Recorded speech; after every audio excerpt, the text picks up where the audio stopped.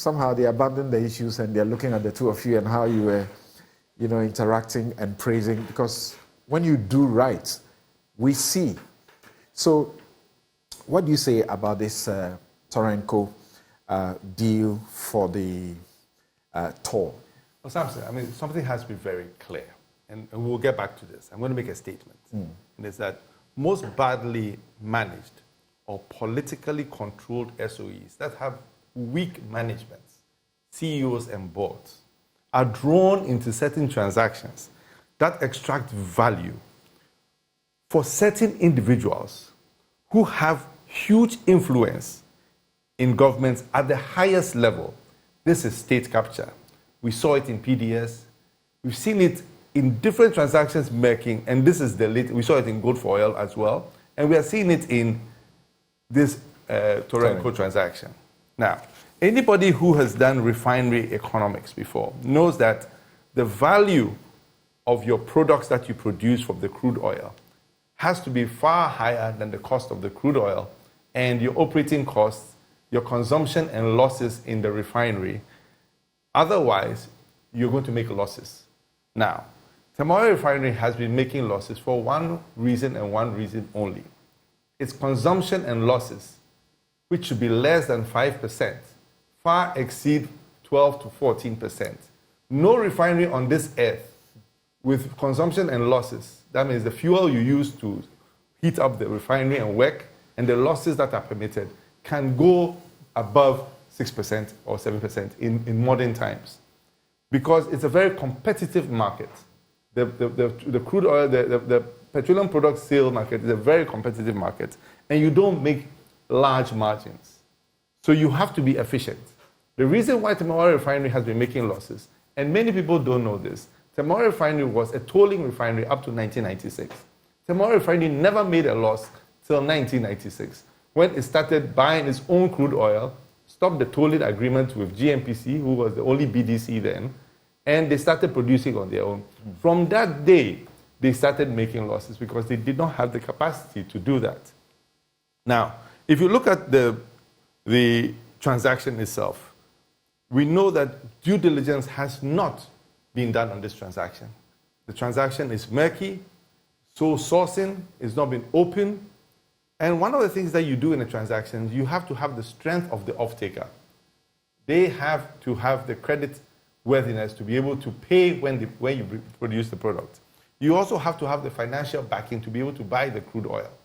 You also have to have an understanding of the Tamale Refinery operations and its losses. Now, the biggest issue in Tamale Refinery right now is the operations.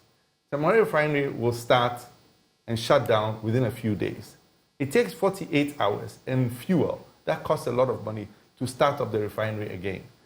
But it will get faulty in a few days because a process audit was done in 2016 by engineers who came up and told us exactly what needed to be done in Tamale Refinery so that our processes and our instrumentation and our tank farm and all the piping and our gantry would operate in a continuous basis. We have not spent that money. It's going to take us $300 to $500 million to get an oil refinery in a position where it will make the refinery make profits. Now, looking at this deal, I just saw $22 million they wanted to spend. In this refinery, where did they get that number from? That's why I say the due diligence has not been done. This transaction is just an extraction transaction to extract some value, bring in crude oil at high prices, and make losses at Tamale Refinery without Tamale Refinery getting better. We want a partner that is going to make Tamale Refinery better. That is going to make our refinery be able to work continuously. Refineries work continuously for 18 months before they shut down. Yes, there will be some hiccups here and there. But if a refinery doesn't work continuously, it's going to make losses. So my thing is that due diligence has not been done. I heard Bright saying that private sector participation undoubtedly and undisputedly is going to happen. And I think, yes, it's going to happen because I don't know where government is going to get $300 to $500 million from taxpayers' money because no bank is going to finance this if there's no skin in the game. If the government doesn't put money in no financial institution is going to finance it. The financial institutions may finance the financing of the working capital, which includes crude oil and the money needed to pay workers and other things on its operations. But the money that is going to be used to revamp the TOR refinery has to come from equity holders. Government may, and the reason why it hasn't happened is because government hasn't been able to get $300 or $500 million to inject it to the TOR refinery. And they have to make a decision. When I mentioned it the other day, somebody said, I said we should privatize the TOR refinery. We should inject money into the TOR refinery through equity. How is that going to happen? Is it going to happen from a lease? Is it going to happen from privatization? Or is government going to use its own resources, taxpayers' money to do that? That is the conundrum that the government faces right now. Right. So the CSOs raise CSOs. I thought I said SOEs. They raise issues, and you see at the start. The reason I say they seem to smell a PDS is that you see almost everything like the PDS situation, and they made noise. They did everything.